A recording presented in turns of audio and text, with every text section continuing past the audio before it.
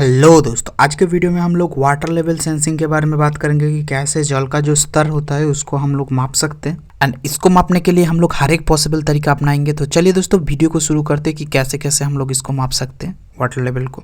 दोस्तों, हम लोग सभी जानते हैं कि वाटर इलेक्ट्रिसिटी कंडक्ट नहीं करता, मगर इसमें कुछ इम्प्योरिटी होता है जिसके कारण ये थोड़ा सा इलेक्ट्रिसिटी कंडक्ट कर सकता है। उसको ही हम लोग एनपीएन ट्रांजिस्टर के बारे में मेजर करेंगे एंड मापने का कोशिश करेंगे कि जल का स्तर कहाँ है। तो पानी दोस्तों कंडक्टिव होता है। आप ऐसे समझ सकते हो कि ये प्रोब में दिखा रहा है, देख सकते हो 700-800 के आसपास ये दे रहा है। तो 700-800 के में तो आराम से ये कुछ ना कुछ करंट कंडक्ट करेगा और उनसे हम लोग जान सकते हैं कि जल का लेवल क्या है।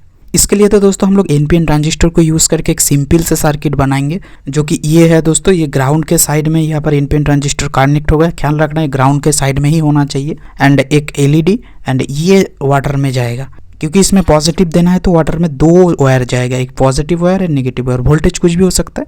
एंड यहाँ पर एक रेसिस्टर कनेक्ट होना चाहिए।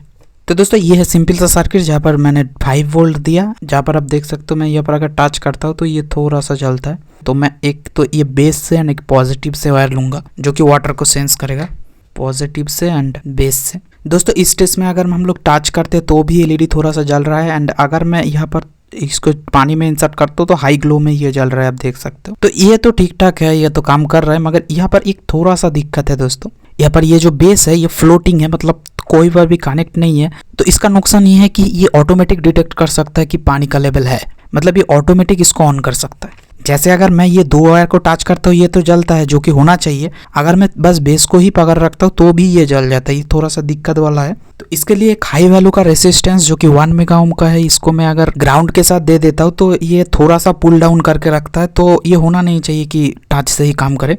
इस रेसिस्टर को कनेक्ट करने के बाद मैं अगर यहाँ पर टच करता हूँ तो नहीं होता, मगर मैं अगर इसको टच करता हूँ तो ये अभी भी जल रहा है। मगर ये दिक्कत थोड़ा सा कम हो गया। पानी के साथ ये बहुत ही अच्छे से काम करता है। इस रेसिस्टर का वैल्यू अगर 1 मेगा ओम के कम करते हो तो ये सेंसिटिविटी तो थोड़ा सा लॉस करेगा, ये इतना ग्लो के नहीं जलेगा। तो आप ये कर सकते हो कि ये 500 के का यूज़ करके इसका सेंसिटिविटी थोड़ा सा कम कर सकते हो कि अगर दिक्कत हुआ तो। दोस्तों एक चीज़ का ध्यान रखना, इसमें जितना करंट जाएगा उस प्रोपोर्शनेट में ही इसमें से करंट आएगा। तो एक बात का ध्यान रखना कि ये लोड बहुत बड़ा ना हो।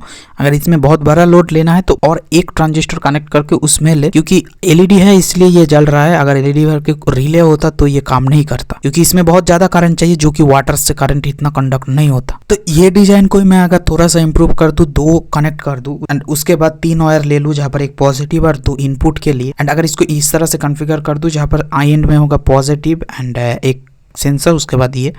तो ये ऐसे जब मैं कनेक्ट करता हूँ ना तो एक तो जलता है, आप देख सकते हो। तो इस केस में दोस्तों अगर मैं वाटर को थोड़ा थोड़ा सा करके डालता हूँ तो पहला जो सेंसर है उसमें टच होते ही ये तो पहला एलईडी जल जाएगा। एंड अगर मैं और भी वाटर को इंक्रीज करता हूँ, वाटर लेवल आते आते अगर दूसरे में टच होता है तो ये दूसरा एलईडी भी जलना चाहिए। ये दूसरे में टच होते ही ये दूसरा एलईडी भी जल गया। तो आप देख सकते हो ये तो काम कर रहा है। तो दोस्तों इसी फॉर्मूला को यूज़ करके मार्केट में एक सेंसर मिलता है जो कि रेड कलर का है, robo.in में आपको मिल जाएगा। वो आप देख सकते हो 30 रुपये के आसपास मिलते हैं। सेम कॉन्सेप्ट को यूज़ करता है। एंड ये जो एनपीएन ट्रांजिस्टर है वो उसमें भी मिलता है, मगर उसमें एक ही मिलता है। उससे तो अच्छा है आप घर पे ही बना लीजिए। मगर एक दिक्कत है दोस्तों, आप अगर इसको देखते हो तो यहाँ पर इसका जो हाइट है ये बहुत ही छोटा है। इतना प्रैक्टिकली हाइट नहीं होता, इसका थोड़ा सा बड़ा होता है। तो इस हाइट के हिसाब से इसका रेसिस्टेंस बहुत ही कम है। तो ये तो आराम से काम कर रहा है। मगर अगर इसका हाइट बड़ा है तो आप ये कर सकते हो कि यहाँ पर और एक एनपीएन ट्रांजिस्टर को यूज़ कीजिए। इसका एम्पलीफिकेशन बढ़ जाएगा यानी काम करने लगेगा।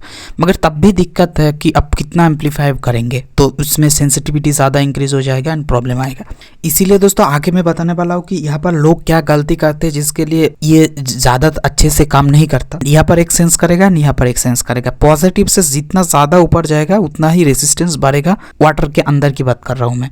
तो मान लो ये से इधर अगर पहला जो सेंस है वो तो अच्छे से कर लेगा, मगर दूसरा सेंस, तीसरा सेंस अगर आप 4-5 यूज़ करते हो तो इतना अच्छे से सेंस नहीं कर पाएगा और दिक्कत आएगा। इसीलिए मैं बोलता हूँ दोस्तों, एक पॉजिटिव के बदले में जितना भी सेंस करने का जो बेस पिन है उसके लिए एक एक पॉजिटिव लाइए। जैसे मैं और एक पॉजिटिव पिन को अगर लाता हूँ तो आपको ऐसे कनेक्ट करना है कि आपको हर एक बेस पिन के साथ एक पॉजिटिव देना पड़ेगा, जिससे क्या होगा कि इसका जो रेंज है, ये जो वाटर सेंस करेगा ना, ये बहुत ही छोटा एरिया में होगा, तो रेजिस्टेंस बहुत ही कम होगा। तो ये बहुत ही अच्छे से सेंस कर पाएगा। ध्यान रखना ये कनेक्ट नहीं होना चाहिए, क्योंकि एक तो इसके अंदर कोई भी रेसिस्टर नहीं है बेस के साथ। तो कनेक्ट हुआ तो ये ट्रांजिस्टर गया। तो ये कनेक्ट नहीं होना चाहिए। आपको ये भी ध्यान रखना पड़ेगा कि ये पर वाटर स्टोर ना हो। जहाँ पर मैं यहाँ पर तो इसमें कनेक्ट किया क्लेवरली ऐसे कनेक्ट कीजिए कि ये जो सेक्शन है ना इसमें वाटर स्टोर होके ना कनेक्ट हो जाए। तो इससे क्या होगा, ये बहुत ही आराम से वाटर को डिटेक्ट कर सकता है, वाटर लेवल को। इससे इसका जो हाइट है इससे कोई फर्क नहीं पड़ेगा क्योंकि इसका बीच का डिस्टेंस फिक्स है। मगर एक बात का ध्यान रखना, जैसे यहाँ पर ये देखो तो आप देख सकते हो ये थोड़ा सा जल के ही रह जाएगा, जितना देर तक यहाँ पर थोड़ा सा भी वाटर है ये जल के रह जाएगा। तो इस बात का ध्यान रखना कि ये जो होगा ना ये क्लेवरली डिजाइन करना पड़ेगा कि यहाँ पर कोई भी पानी नहीं हो। तो दोस्तों इस प्रॉब्लम का सॉल्यूशन है तो इसी तरह से ग्लास का जो एक छोटा छोटा टुकड़ा काट के इसी में से वायर गला के रख सकते हो, क्योंकि ये पानी को नहीं पकड़ के रखता। तो इसके ऊपर से पानी फिसल जाने के कारण ये ऑटोमेटिक ग्लो नहीं करेगा। एंड इसका डिस्टेंस इतना भी पास नहीं होना चाहिए, थोड़ा सा दूर हो तो अच्छा है।